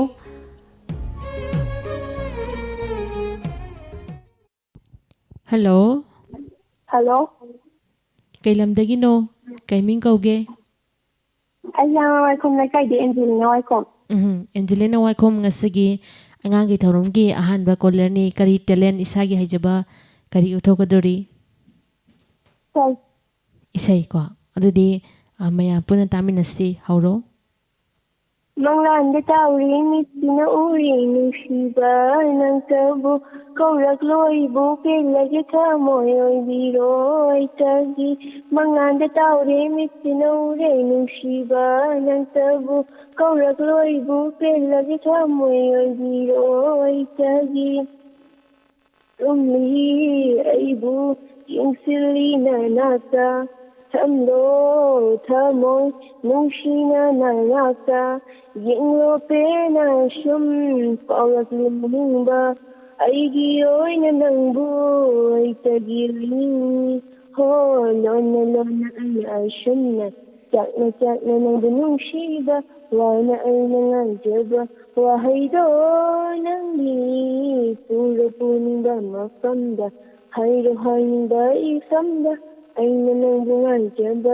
ꯐꯪꯍꯜꯂꯣ ꯃꯍꯩ ꯍꯣ ꯇꯥꯟꯖ ꯆꯥꯏ ꯉꯁꯤꯗꯤ ꯂꯥꯛꯂꯣ ꯅꯪꯕꯨ ꯅꯨꯡꯁꯤꯕꯤ ꯅꯪꯒꯤꯗꯃꯛ ꯄꯣꯛꯂꯕ ꯑꯩꯒꯤ ꯄꯨꯟꯁꯤ ꯂꯝꯕꯤꯅꯤ ꯅꯣꯛꯅ ꯄꯨꯟꯅ ꯆꯠꯂꯨꯁꯤ ꯍꯔꯥꯎ ꯃꯣꯃꯣꯟ ꯅꯣꯛꯂꯨꯁꯤ ꯂꯥꯛꯂꯣ ꯏꯃꯪ ꯊꯥꯔꯣꯅꯦ ꯔꯦꯅꯔꯒꯤ ꯃꯤꯃꯥꯡꯗ ꯂꯥꯞꯊꯣꯛꯂꯣ ꯌꯥꯗꯦ ꯅꯨꯡꯁꯤꯗꯨꯅ ꯂꯩꯔꯦ ꯀꯥꯎꯊꯣꯛꯂꯣ ꯌꯥꯗꯦ ꯋꯥꯈꯜꯅ ꯅꯪꯕꯨ ꯌꯦꯡꯅꯤꯡꯕꯁꯨ ꯅꯪꯅꯤ ꯄꯥꯝꯖꯕꯁꯨ ꯅꯪꯅꯤ ꯀꯅꯥꯒꯤ ꯑꯣꯏꯍꯟꯅꯤꯡꯗꯦ ꯑꯣꯏꯖꯒꯦ ꯑꯩꯇꯒꯤ ꯆꯥꯛꯍꯜꯂꯤ ꯋꯥꯍꯜꯂꯤ ꯅꯪꯒꯤ ꯅꯨꯡꯁꯤꯕꯅ ꯍꯟꯍꯜꯂꯤ ꯋꯥꯈꯜꯁꯦ ꯑꯩꯕꯨ ꯉꯥꯎꯍꯜꯂꯤ ꯍꯣ ꯎꯅꯤꯡꯂꯤ ꯅꯪꯇꯕꯨ ꯃꯤꯀꯨꯞ ꯈꯨꯗꯤꯡꯒꯤ ꯊꯝꯖꯕꯨ ꯏꯅꯥꯛꯇ ꯅꯤꯡꯗꯅ ꯅꯤꯡꯕ ꯀꯟꯅ ꯍꯤꯡꯂꯝꯂꯣꯏ ꯑꯩꯕꯨ ꯋꯥꯍꯟꯒꯦ ꯈꯟꯅꯨ ꯑꯩꯒꯤ ꯃꯄꯣꯛꯁꯦ ꯉꯛꯄꯤ ꯂꯝꯖꯤꯡꯂꯣ ꯅꯪꯅ ꯂꯦꯞꯂꯤꯌꯦ ꯂꯦꯡꯗꯅ ꯑꯩꯒꯤ ꯈꯣꯡꯐꯝꯁꯦ ꯅꯪꯒꯤꯇ ꯑꯣꯏꯖꯔꯣ ꯑꯩꯒꯤ ꯊꯃꯣꯏꯁꯦ ꯆꯠꯊꯔꯣꯁꯨ ꯌꯥꯗꯦꯀꯣ ꯑꯩꯒꯤ ꯃꯤꯍꯨꯜꯁꯦ ꯅꯨꯡꯁꯤ ꯅꯪꯕꯨ ꯅꯨꯡꯖꯕ ꯑꯩꯒꯤ ꯄꯨꯟꯁꯤꯁꯦ ꯏꯁꯥꯅꯁꯨ ꯌꯥꯏ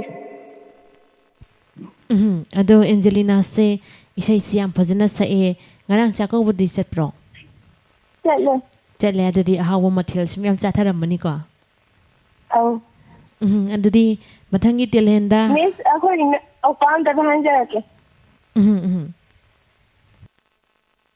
ꯍꯜꯂꯣ ꯍꯜꯂꯣ ꯀꯩ ꯃꯤꯡ ꯀꯧꯒꯦ ꯑꯩ ꯏꯁꯇꯦꯐꯦꯟ ꯏꯁꯇꯦꯐꯦꯟ ꯋꯥꯏꯈꯣꯝ ꯏꯁꯇꯦꯐꯦꯟ ꯉꯁꯤꯗꯤ ꯏꯁꯥꯒꯤ ꯍꯩꯖꯕ ꯀꯔꯤ ꯎꯠꯊꯣꯛꯀꯗꯧꯔꯤ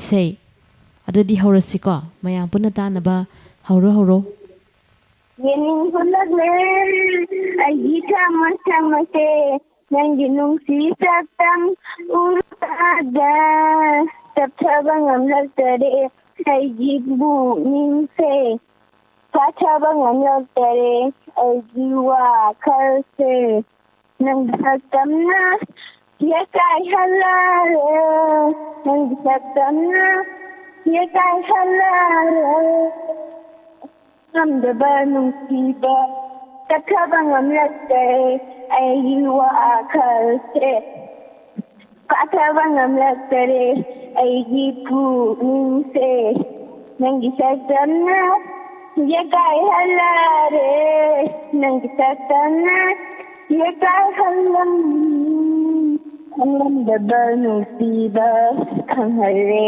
ꯅꯪꯅ ꯎꯔꯨꯕ ꯌꯦꯡꯂꯨꯕꯗ ꯅꯪꯒꯤ ꯁꯨꯝꯍꯠꯄ ꯁꯛꯇꯝ ꯑꯩꯒꯤꯇ ꯑꯣꯏꯅꯤꯡꯕꯅ ꯈꯝꯍꯟꯕꯁꯨ ꯍꯩꯔꯒꯦ ꯃꯤꯀꯨꯞ ꯑꯃꯇꯁꯨ ꯀꯥꯎꯕ ꯉꯝꯗꯦ ꯃꯤꯀꯨꯞ ꯑꯃꯇꯁꯨ ꯀꯥꯎꯕ ꯉꯝꯗꯔꯦ ꯅꯪꯕꯨ ꯏꯪꯂꯕ ꯃꯥꯂꯪꯁꯥ ꯍꯨꯝꯂꯛꯄꯗ ꯅꯨꯡꯁꯤꯔꯤꯛꯅ ꯆꯣꯠꯍꯜꯂꯦ ꯑꯩꯒꯤ ꯍꯛꯆꯥꯡꯁꯦ ꯅꯪꯒꯤ ꯌꯥꯊꯪ ꯑꯃꯕꯨ ꯈꯪꯅꯕ ꯊꯃꯣꯏꯒꯤ ꯁꯤ ꯍꯥꯞꯇꯨꯅ ꯄꯤꯔꯒꯦ ꯅꯐꯝꯗ ꯌꯦꯡ ꯍꯨꯜꯂꯒꯦ ꯑꯩꯒꯤ ꯊꯃꯣꯏꯁꯦ ꯅꯪꯒꯤ ꯅꯨꯡꯁꯤ ꯁꯛꯇꯝ ꯎꯔꯨꯕꯗ ꯅꯪꯒꯤ ꯅꯨꯡꯁꯤ ꯁꯛꯇꯝ ꯎꯔꯨꯕꯗ ꯇꯞꯊꯕ ꯉꯝꯂꯛꯇꯔꯦ ꯑꯩꯒꯤ ꯋꯥꯈꯜꯁꯦ ꯐꯥꯊꯕ ꯉꯝꯂꯛꯇꯔꯦ ꯑꯩꯒꯤ ꯄꯨꯛꯅꯤꯡꯁꯦ ꯅꯪꯒꯤ ꯁꯛꯇꯝꯅ ꯌꯦꯛꯀꯥꯏꯍꯜꯂꯔꯦ ꯅꯪꯒꯤ ꯁꯛꯇꯝꯅ ꯌꯦꯛꯀꯥꯏꯍꯜꯂꯔꯦ ꯑꯩꯒꯤ ꯏꯁꯩ ꯂꯣꯏꯁꯟꯖꯔꯦ ꯃꯣꯅꯤꯀꯥ ꯁ꯭ꯇꯦꯐꯦꯟꯒꯤ ꯏꯁꯩ ꯈꯨꯁꯛꯁꯤꯁꯨ ꯑꯗꯨꯝ ꯐꯖꯩꯀꯣ ꯍꯣꯏ ꯑꯗꯣ ꯁ꯭ꯇꯦꯐꯦꯟ ꯆꯥꯛꯀꯧ ꯗꯈꯤꯅꯥ ꯀꯔꯤ ꯇꯧꯔꯛꯀꯦ ꯉꯔꯥꯡ ꯄꯩꯁꯥ ꯇꯧꯔꯛꯑꯦ ꯆꯥꯛꯀꯧ ꯆꯠꯄꯁꯦ ꯅꯨꯡꯉꯥꯏꯕ꯭ꯔꯣ ꯅꯨꯡꯉꯥꯏꯌꯦ ꯑꯗꯨꯗꯤ ꯃꯌꯥꯝꯁꯨ ꯂꯣꯏꯅ ꯅꯨꯡꯉꯥꯏꯔꯝꯒꯅꯤꯀꯣ ꯅꯨꯡꯉꯥꯏꯔꯝꯒꯅꯤ ꯈꯟꯕ꯭ꯔꯥ ꯃꯌꯥꯝ ꯆꯥꯛꯀꯧ ꯆꯠꯅꯔꯤꯁꯤꯡꯁꯦ ꯊꯥꯒꯠꯆꯔꯤ ꯑꯦꯟꯖꯦꯂꯤꯅꯥ ꯑꯃꯗꯤ ꯁ꯭ꯇꯦꯐꯦꯟ ꯏꯁꯩ ꯐꯖ ꯐꯖꯕ ꯑꯃꯃꯝ ꯉꯪꯊꯣꯛꯄꯤꯔꯝꯕ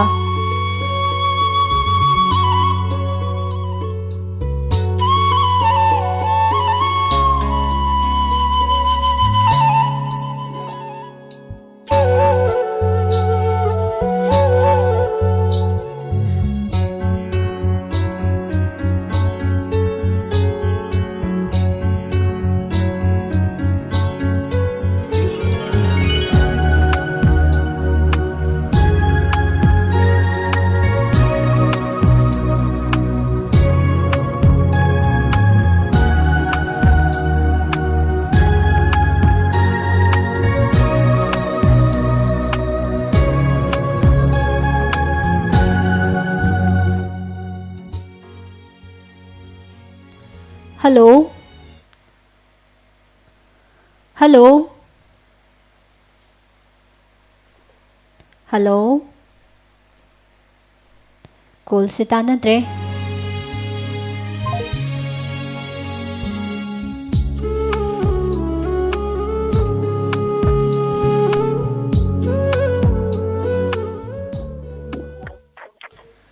Hello? Hello? Kana oirabano? ꯑꯇꯣꯞꯄ ꯃꯃꯥꯡ ꯂꯩꯀꯥꯏꯗꯒꯤ ꯆꯦꯜꯂꯤ ꯑꯊꯣꯛꯐꯝ ꯑꯋꯥꯡ ꯂꯩꯀꯥꯏꯗꯒꯤ ꯁꯦꯜꯂꯤ ꯍꯥꯏꯕ ꯆꯦꯜꯂꯤ ꯀꯩꯅꯣ ꯃꯌꯥꯝꯗ ꯍꯧꯖꯤꯛ ꯇꯥꯍꯟꯗꯣꯏꯁꯦ ꯁꯩꯔꯦꯡ ꯑꯃ ꯊꯤꯖꯒꯦ ꯍꯧꯔꯁꯤꯀꯣ ꯑꯗꯨꯗꯤ ꯀꯛꯆꯤꯡꯒꯤ ꯃꯇꯧ ꯇꯝꯒꯅꯤ ꯁꯨꯕ ꯅꯣꯝꯕ ꯂꯦꯞꯇꯕ ꯌꯦꯇꯨꯝꯒꯤ ꯃꯇꯧ ꯇꯝꯒꯅꯤ ꯇꯤꯟꯅꯕ ꯈꯣꯠꯆꯤꯟꯒ ꯇꯥꯏꯁꯤꯟꯕ ꯅꯨꯃꯤꯠꯀꯤ ꯃꯇꯧ ꯇꯝꯒꯅꯤ ꯉꯟꯅ ꯍꯧꯕ ꯉꯟꯅ ꯁꯨꯕ ꯊꯥꯕꯜꯒꯤ ꯃꯇꯧ ꯇꯝꯒꯅꯤ ꯈ꯭ꯋꯥꯏꯕꯨ ꯏꯪꯍꯟ ꯇꯥꯞꯍꯟꯕ ꯈꯥꯃꯩꯒꯤ ꯃꯇꯧ ꯇꯝꯒꯅꯤ ꯋꯥꯡꯈꯠꯅ ꯇꯧꯒꯅꯤ ꯂꯦꯞꯄ ꯂꯩꯇꯅ ꯆꯪꯁꯤꯟꯕ ꯃꯥꯂꯦꯝꯒꯤ ꯃꯇꯧ ꯇꯝꯒꯅꯤ ꯊꯧꯒꯥꯏ ꯇꯧꯕ ꯈꯥꯡꯕ ꯀꯟꯕ ꯂꯩꯌꯥꯡꯒꯤ ꯃꯇꯧ ꯇꯝꯒꯅꯤ ꯄꯦꯟꯊꯣꯛꯄ ꯄꯨꯛꯅꯤꯡ ꯍꯔꯥꯎꯕ ꯎꯄꯥꯒꯤ ꯃꯇꯧ ꯇꯝꯒꯅꯤ ꯃꯇꯝ ꯆꯨꯞꯄꯗ ꯅꯣꯂꯨꯄ ꯂꯣꯏꯖꯔꯦ ꯁꯩꯔꯦꯡꯗꯤ ꯌꯥꯝ ꯐꯖꯅ ꯊꯤꯔꯦ ꯑꯗꯣ ꯆꯦꯂꯤꯁꯦ ꯃꯔꯛꯇ ꯁꯩꯔꯦꯡꯁꯦ ꯀꯥꯎꯕ ꯃꯥꯜꯂꯦꯀꯣ ꯀꯧꯔꯛꯏꯔꯣ ꯁꯨꯝ ꯊꯤꯔꯛꯑꯀꯥꯟꯗ ꯀ꯭ꯂꯥꯁ ꯀꯌꯥ ꯀꯥꯔꯤꯅꯣ ꯍꯧꯖꯤꯛꯁꯦ 4 ꯀꯥꯕꯀꯣ ꯑꯗꯣ ꯆꯦꯂꯤ ꯁꯩꯔꯦꯡ ꯀꯥꯎꯔꯤꯁꯦ ꯀꯔꯤꯒꯤꯅꯣ ꯈꯪꯕ꯭ꯔꯣ ꯉꯁꯥꯏ ꯁꯩꯔꯦꯡꯁꯦ ꯊꯤꯕ ꯍꯧꯔꯛꯑꯀꯥꯟꯗ ꯀꯥꯎꯊꯣꯛꯈ꯭ꯔꯤꯗꯣ ꯀꯥꯎꯕꯒꯤ ꯃꯔꯝ ꯈꯪꯕ꯭ꯔꯣ ꯈꯪꯗꯦ ꯃꯔꯝ ꯌꯥꯝ ꯃꯣꯛꯇꯕꯒꯤꯅꯤꯀꯣ ꯀꯥꯎꯔꯛꯏꯗꯣ ꯂꯥꯏꯔꯤꯛ ꯀꯟꯅ ꯎꯔꯥꯏꯗꯕꯒꯤ ꯃꯔꯝ ꯃꯣꯛꯑꯒ ꯂꯥꯏꯔꯤꯛꯁꯦ ꯀꯟꯅ ꯎꯔꯥꯏꯔꯒꯗꯤ ꯄꯥꯔꯒꯗꯤ ꯀꯥꯎꯔꯛꯑꯣꯏꯕꯀꯣ ꯑꯗꯣ ꯃꯇꯨꯡꯗꯗꯤ ꯀꯥꯎꯗꯅꯕ ꯃꯔꯝ ꯃꯣꯛꯑꯁꯤꯀꯣ ꯌꯥꯕ꯭ꯔꯥ ꯃꯔꯝ ꯃꯣꯛꯑꯁꯤ ꯂꯥꯏꯔꯤꯛ ꯀꯟꯅ ꯄꯥꯔꯁꯤ ꯊꯥꯒꯠꯆꯔꯤ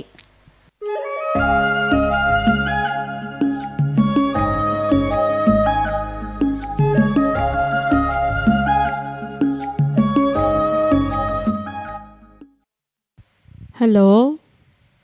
Hello. Isake ming lefam haisiko. Yam sipadagi malengandi. Malengandi ngasi ngagi thonomda saru yarakpa isage haijaba kari uthogadori. Isaiga serenga. Isaiga serenga. Yam nungai ga daba sumale dudi horosiko. Horo. Ai serengi mami khonjom ni. Masi khonjom ni mai ni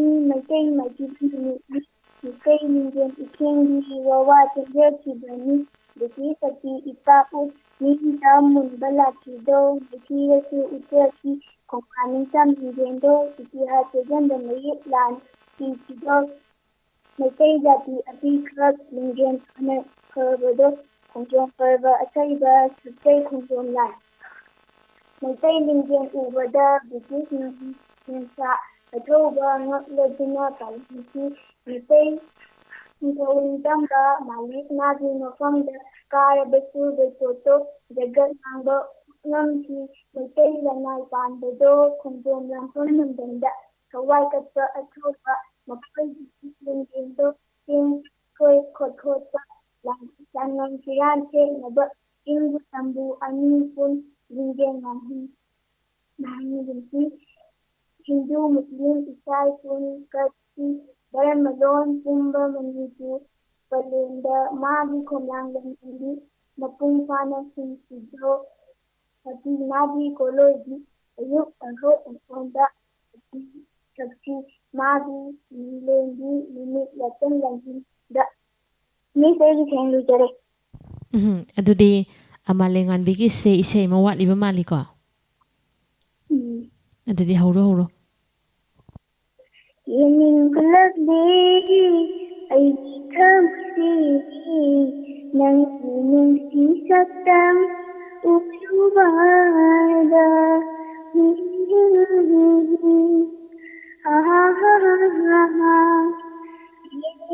kulagdi ay kamsi nang inung sisaktam uyubada Tatraban daktari aiku kinse Fatraban daktari aiku akahi Nangi satam lang Yukuri halari Nangi satam lang Yukuri halari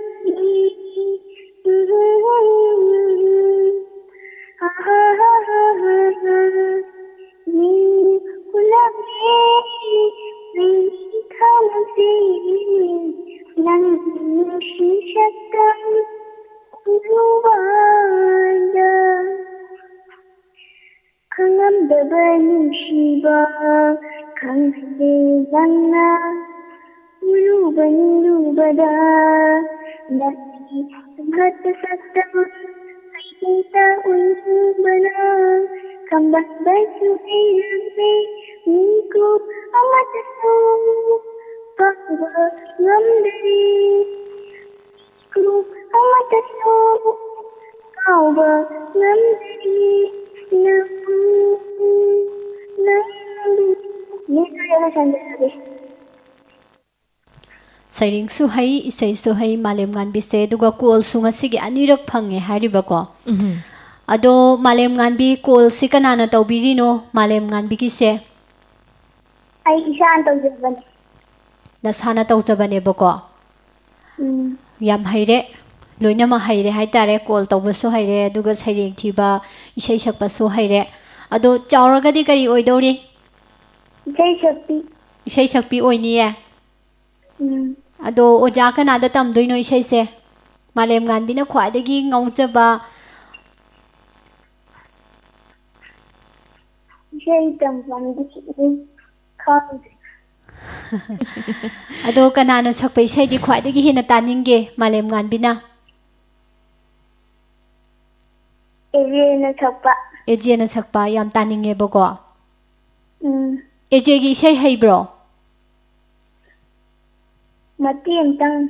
mati ma hay yeng sine kaya ma hay yenge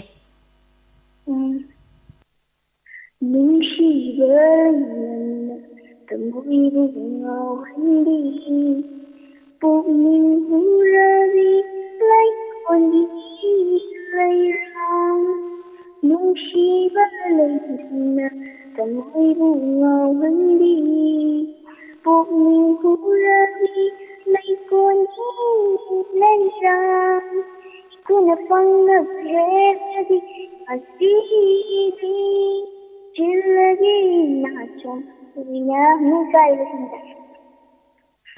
yam haire hayong mai sar kanda soidana maki mayamna pamna ba malim ngan bigi sei taningi hadana mayam soidana maki hairani ko ado isai se oja phat haiba oja ama khalaga mama hoi baba hoi toraga ko sei tamge hairadi phajana oja na haiba oja guru na haiba se lam hendabida phajana illaga sei sakpi afaubi ama oine ba ngamna na ba honarasi ko dudi thagachari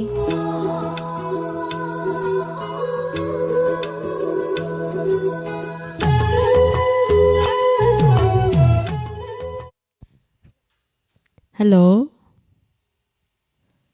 Hello. Isa ke ming leifam hai si kana oi debano. Hello. Hello. Hello. Tare isa ke ming leifam hai si ko.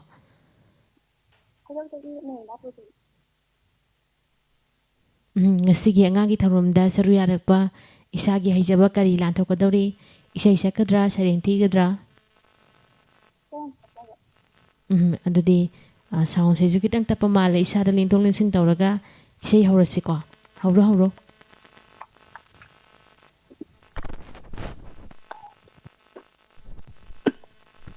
Hello. Hello tare adudi haurasi ko hauro Hazare. Hauro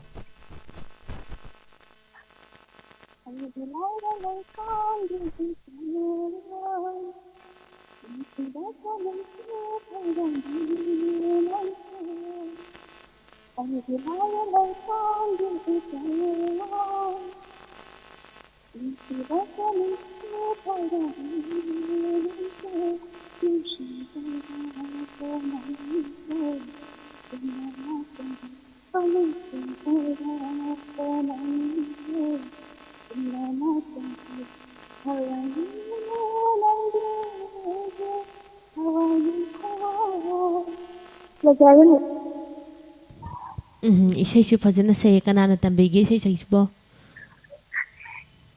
kana su tambege oh isai tanda haibane ba ko ngasi sibu kai mathel charage lapu yon ba yamna hauba mathel ama khangni adudi mathangi kolar amada mukhodong chaba pijari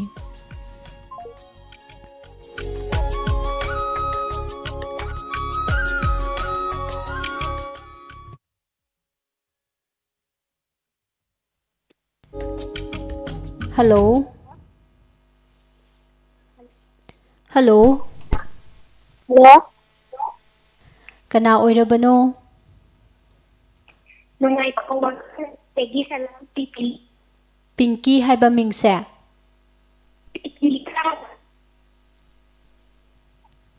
Hello? Hello? Mingdo muktanga haisi ko? Network si yadre? Pipilika haiba. Hojik mayam da tahanduisi karino? Dialogue. Dialogue. Adudi haurasi? Na ibo. Kaito inu books niyan sajilamine. Hi hi. Nang bu chako balai bro. Koi abo ai chako balai ni.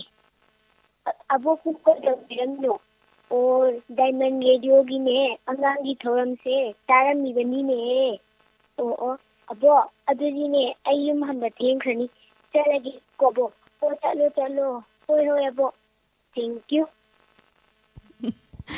Mingdo Pepilika haibani ko. होय Mingsi yam phajai aduga tawthoraiba dialogue sisu tabada damak nungai ba hajaba tari ko je puspa. Hoi mati umteng oiraga su tabada yamna nungai ba. Hanubi shaba yam hairisibu kanadai tamino Bibilika gise? Phone dagi tamba. Dialogue sidi kanana tau haidana taurino? इशाना खंजरगा तौजरपा Isana khanjaraga tawjariba ko. Thagachari Bibilika dialogue phajaba ama mayamda lanthokdana tahalamba ko. Mathangda su phajaba ama tawsi.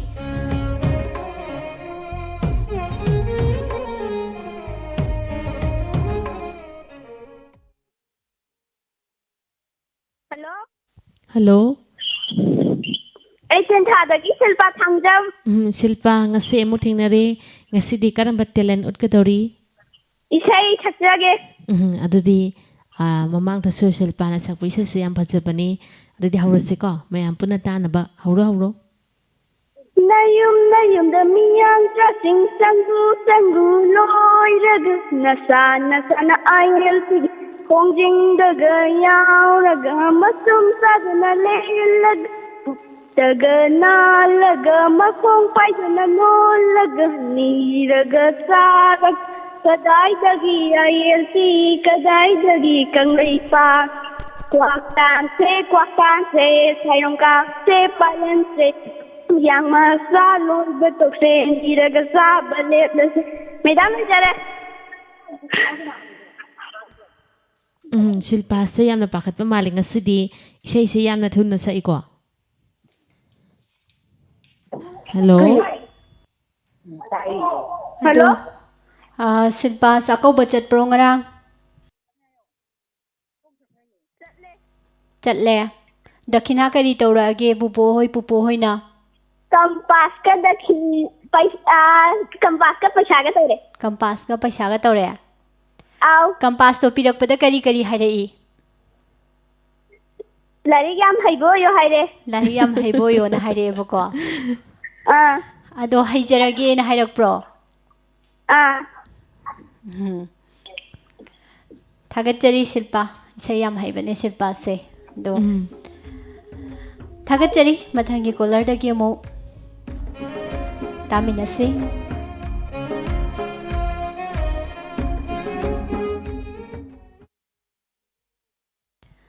Adudi Monica matam sulai tre duna aroi boina collar am tangala khose ko. Hoi.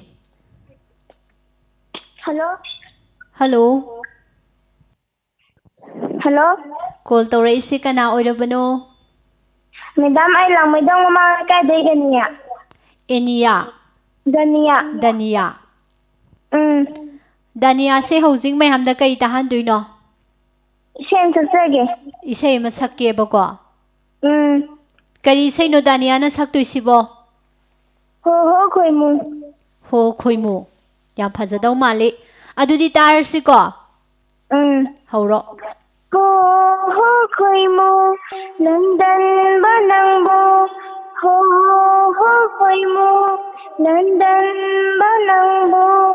Kije ay di kije ne tanaw ribi tache na chom ꯇꯅꯧꯔꯤꯕꯤ ꯇꯈꯦꯠꯂꯩ ꯅꯆꯣꯝ ꯆꯥꯌꯣꯜꯂꯛꯇꯂꯨꯗꯦꯅꯤ ꯍꯣ ꯈꯣꯏꯃꯨ ꯅꯟꯗꯟꯕ ꯈꯣꯏꯃꯨ ꯊꯃꯣꯏ ꯂꯩꯔꯥꯡꯁꯦ ꯆꯀꯥꯏꯔꯛꯂꯦ ꯈꯣꯏꯃꯨ ꯈꯣꯡꯊꯥꯡ ꯂꯩꯕꯗ ꯍꯣ ꯊꯃꯣꯏ ꯂꯩꯔꯥꯡꯁꯦ ꯆꯀꯥꯏꯔꯛꯂꯦ ꯈꯣꯏꯃꯨ ꯈꯣꯡꯊꯥꯡ ꯂꯩꯕꯗ ꯅꯤꯄꯥꯏ ꯆꯥꯎꯕꯤꯁꯦ ꯏꯅꯤꯡꯍꯧꯔꯦ ꯅꯤꯄꯥꯏ ꯆꯥꯎꯕꯤꯁꯦ ꯏꯅꯤꯡꯍꯧꯔꯦ ꯅꯨꯡꯁꯤꯁꯦ ꯍꯦꯛꯇꯝꯂꯛꯂꯦ ꯍꯣ ꯈꯣꯏꯃꯨ ꯅꯟꯗꯟꯕ ꯈꯣꯏꯃꯨ ꯃꯤꯠꯌꯦꯡ ꯈꯨꯗꯤꯡꯁꯦ ꯏꯅꯧ ꯅꯧꯔꯦ ꯈꯣꯟꯖꯦꯜ ꯄꯨꯝꯕ ꯅꯨꯡꯁꯤꯔꯦ ꯍꯣ ꯃꯤꯠꯌꯦꯡ ꯈꯨꯗꯤꯡꯁꯦ ꯏꯅꯧ ꯅꯧꯔꯦ ꯈꯣꯟꯖꯦꯜ ꯄꯨꯝꯕ ꯅꯨꯡꯁꯤꯔꯦ ꯅꯨꯖꯥ ꯄꯨꯛꯅꯤꯡ 이탄 갈래 누자 복닝 이탄 갈래 이랑랑리 코랑리 호모 코이모 런던 바 코이모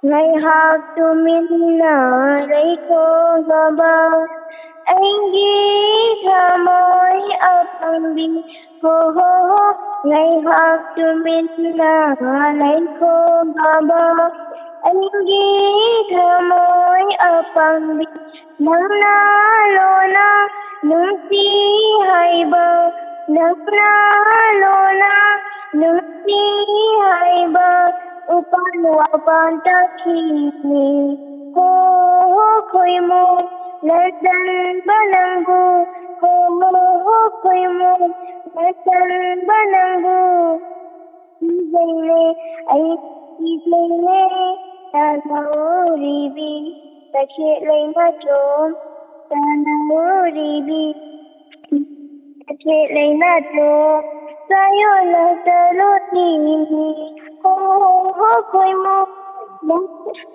नंदन बखोई मो विधान चलो जाएंगे दानियागी इसे याम फजख्रेको अदो इसेसिबु कनाना छओ हाइरगा छइनो अने इशाना तमजबनेबा अदो दानिया हयेंवाई चाउर करी ओइनी आईएस ओइगे खनले मैडम आईएस ओइगेना खल्लेबा अदो ngarang chakauba chatubro ngarang chakauba chatte chakauba chatte kaudrabo bubu oina kowe ada mi ama leitabagi chatreba ko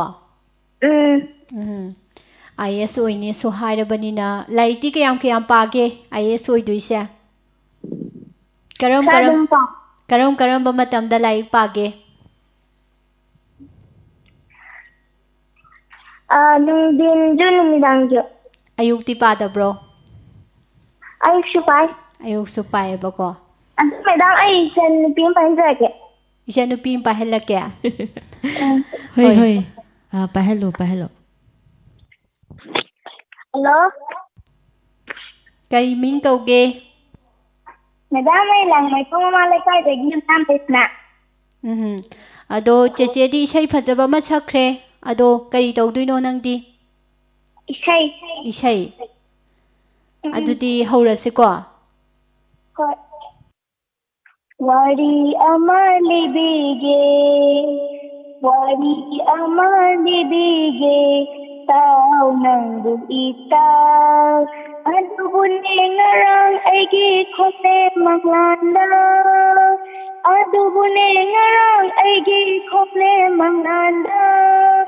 tamu badolak lammi nungsi badolak lammi idon tumin panalung param loti khangamdare idon tumin panalung param loti khangamdare pai manungda thamjaba nungsi chenlau sakhenba pai manungda thamjaba nungsi chenlau sakhenba thamoi langla isi langla thamoi langla isi langla ibom tumin pai manung karam loti Hamdare ibom tumin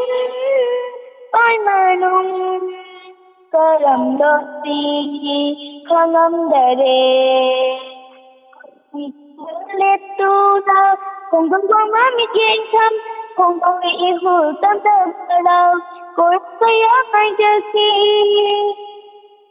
Puning tanggal let tu da kong dong dong ami jeng tham Kong loi ihu tam la para Pura kaya kay sakli Ikaw lang uning lui Pinaw ay na wala ngay Manglan tada udam miki Manglan tada udam miki Manglan tada udam miki Manglan tada udam miki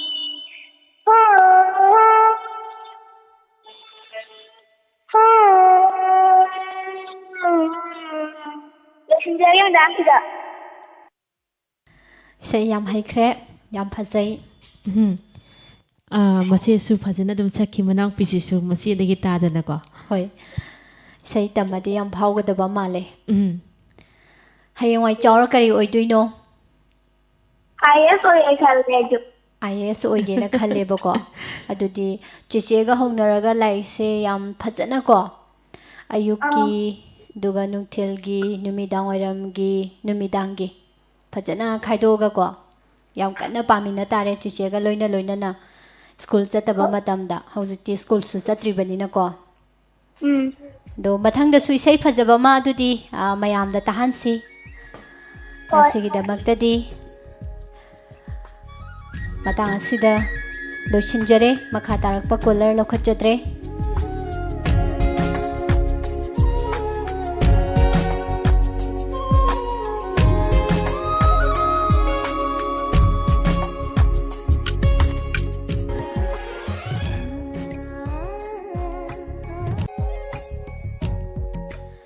Adudi Monica koina live talent han loinana angangi thoram nomaiji numit khudingi thamjaba thoromasi tahanjakibaga loinana Diamond Radio gi ahanba thoram pareng loisinjanabagi pungja dusu yausinjarakle ngasigi angangi thoram amadi live talent han ki thoromda saruk yabirakiba mayam pomnamak hainingai leitana thagatjari aduga call Taubiraga call si phangaga marakta tatkiba aikhoigi maikaidagi kakthatjaba leijate haiba wafam si sumayam da sengdoksari karigumba matamda pukningi warol thorom sida staff singna phone se chatlaga kakthat pirei haiba kai haitare ya pendabagi sum nungaitabagi wakalama he thangatpi ado matam leibaki biktai khoina tawjari se mayamgi khonjel tajage mayamgi leijari ba talent du tajage hadana tawjari ba thoromni khoigi maikedagi di call kakthatjaba leijate masi se yam call se amna misu oi haitare yam tatkhre aduna thorom tabiri basung busu loinana thorom saruk yabirakiba pumnamak pusu hanana thagatjabaga loinana ahanba thorom pareng loisinjanabagi ayabado mayamdagi laujari numidang wairam pung manga tarakpa matamda makhal mathel kyagi thorom singa loinana mayambu ngaiduna leijaramge hauziki oinadi Pusparani Laishram amadi Monica Arambam Anina khurumjari